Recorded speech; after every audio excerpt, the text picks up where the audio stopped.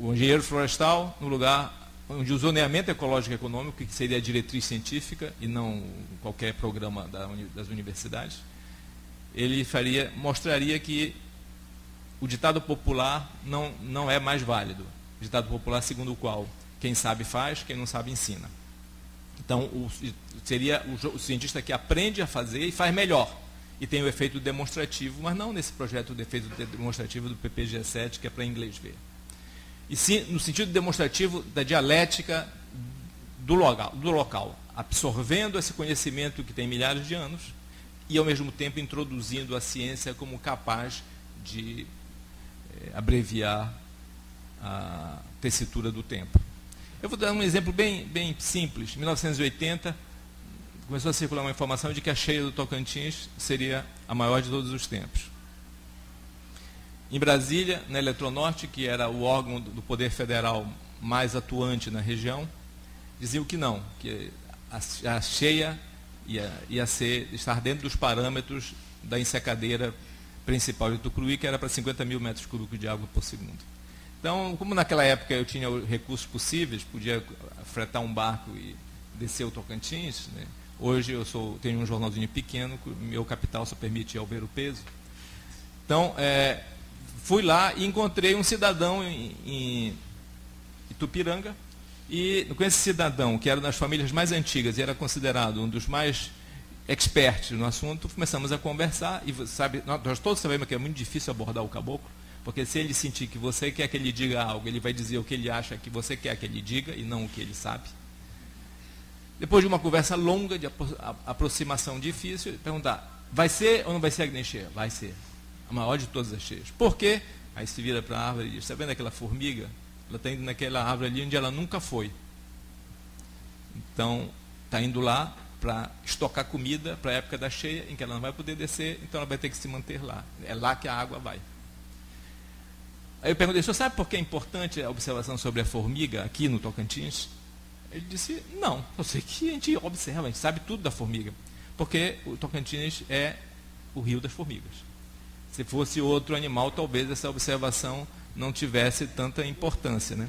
Então, é o conhecimento da ciência, do saber acumulado, processado, uma rapidez, às vezes, que as sociedades mais antigas não tinham, com a temporalidade da observação. Então, foi possível, e deu 68.500 metros cúbicos, quase a ensecadeira da Eletronorte foi arrastada, né, e eles tiveram que mobilizar todas as máquinas, todos os homens, 40 mil pessoas trabalharam para salvar 5 anos da engenharia mais avançada no Rio Tocantins. Esses choques mostram uma coisa que nós ainda teimamos em reconhecer, que nós temos muito pouco a ver com o Brasil. Nós somos o Brasil tardio. E o Brasil só não descobriu na cabanagem. E ao descobrir na cabanagem, fez uma interpretação completamente equivocada da cabanagem e por isso autorizou as tropas inglesas a entrarem aqui, matarem os cabanos, pacificarem tudo e depois devolverem para o governo imperial a partir de um entendimento secreto entre o nosso governante, que era um paulista, Diogo Antônio Feijó, um déspota esclarecido. Hoje nós temos só déspotas, semi-alfabetizados, e o embaixador da Inglaterra, que nós só conseguimos saber disso graças à descoberta, 6 anos atrás, de documentos do almirantado inglês, da maior marinha do mundo, na época, no Foreign Office. Então, nós somos uns brasileiros tardios, incompreendidos e maltratados. Nós somos anti-internacionais. A internacionalização é uma característica na Amazônia mais forte do que em qualquer outra região brasileira. O grande problema é que, por causa da nossa madrasta intelectual, a geopolítica, nós achamos que devemos simplesmente dizer não a tudo que é internacional.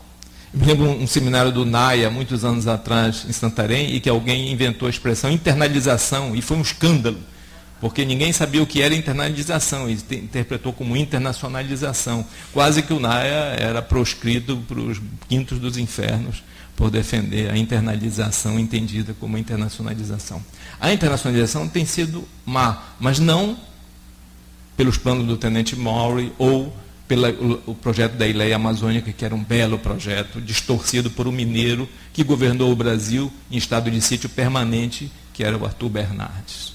Então nós passamos a interpretar a Amazônia pela cabeça de um cidadão como Arthur Bernardes, que só utilizou a Amazônia para criar a penitenciária agrícola de Clevelândia, no Oiapoque, que era muito pior do que o outro campo de extermínio que ele adotou, que era na Ilha da Trindade.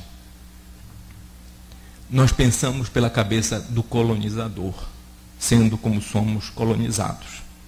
Não podemos mais continuar a fazer assim. Temos que enfrentar o interesse internacional. Nenhum país dominou. O CIVAM foi criado porque os Estados Unidos, a partir do Plano Colômbia, invadiu o Brasil e fez manobras militares na fronteira, para as quais o Brasil foi convidado. Dessa não participou porque precisava criar o CIVAM. Participava da UNITA, sempre participou sem nenhum problema, sem precisar criar CIVAM nenhum no Sul. Então não é o país que nos ameaça. Basta ir em Carajás. Eu convido as pessoas que visitem Carajás, visitem Trombetas, visitem aqui pertinho em Albrás, visite Tucuruí. Os paraenses só são paraenses se forem nesses lugares. Senão eles não têm consciência do tempo da realidade com o tempo da consciência. Lá está o maior trem de carga do mundo, que faz 9 viagens por dia. 9 viagens. Tem 4 quilômetros de extensão. Tinha 330 vagões, vai passar agora para 400 vagões.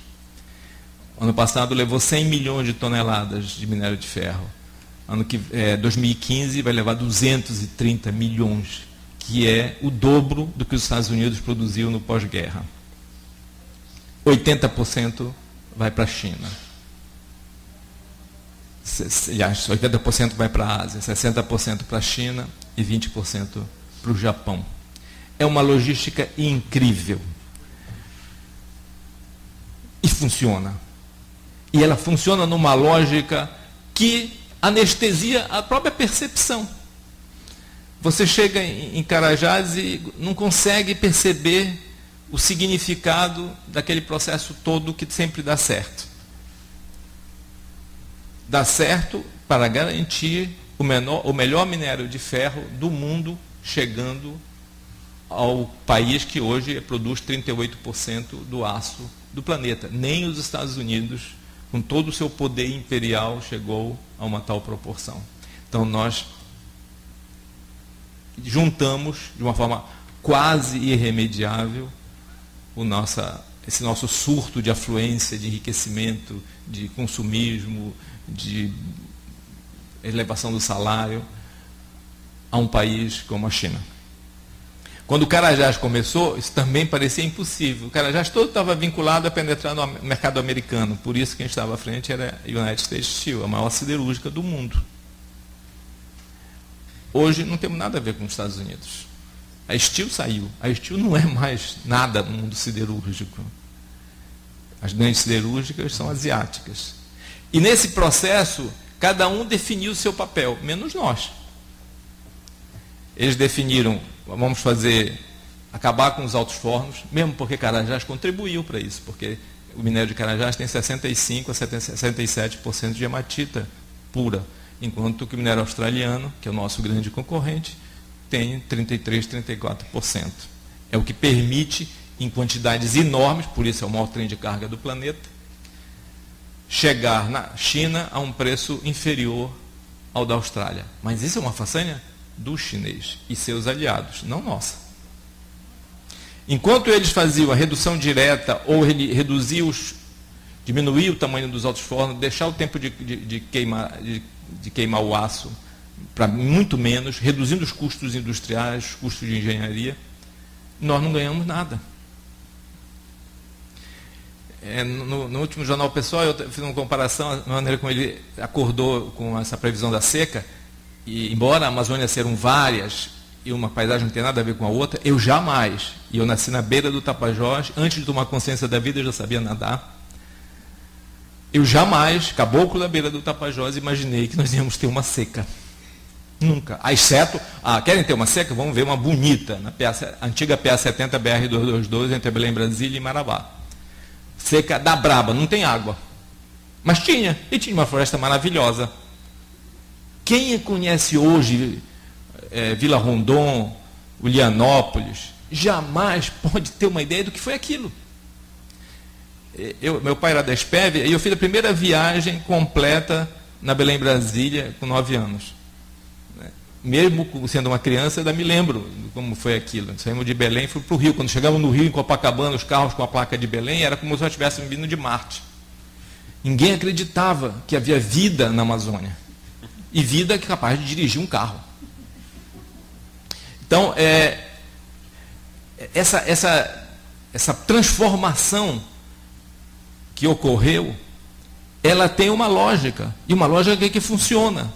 Mas nós não conseguimos participar dessa história, porque a velocidade é muito acelerada.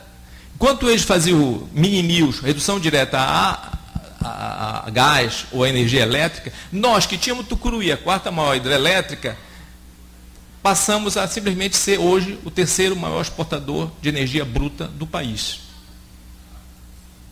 Então nós estamos mandando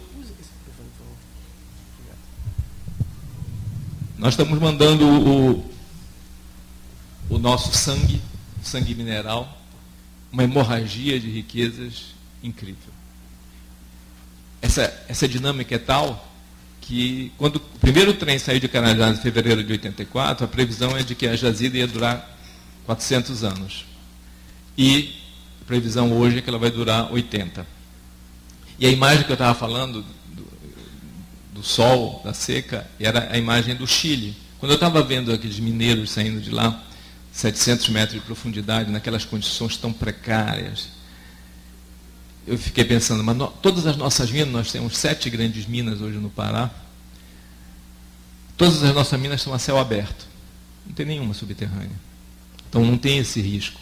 É um minério de alto teor na superfície, mina a céu aberto. Por que nós não ganhamos nada com isso? Porque quem ganha só com isso é a Vale, que hoje, em 2005, foi a empresa que mais distribuiu dividendos no mundo e continua sendo a das que distribui mais dividendos em todo o mundo. Por que não fica aqui? Não está escrito nas estrelas que nós vamos ser iguais, temos destino colonial igual ao da África e da Ásia.